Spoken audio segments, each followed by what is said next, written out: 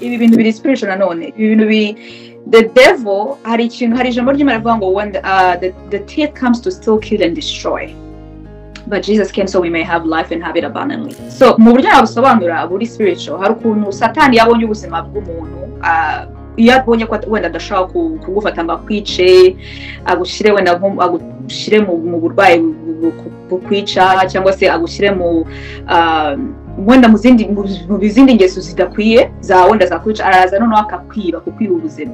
So navuga ko depression nanone ari imwe intwaro Satani akoresha kugira ngo yiba abajene cyane abantu benshi ubuzima future zabo, noneho kugira agatanya akagushiramo ibitekerezo byo kugira ngo wiyahure, akumva ngo ntabwo you're not worthy, nta kintu umaze kuri isi, ntabwo ufite, ntabwo Imana igukunda, ntabwo abantu bagukunda, nta ntego, donc nibyo ushaka kugeraho ntabwo uzabigeraho. Donc ni ibintu amagambo noneho Satani atangira kuzana mu matwi yawe akakubwira ibintu.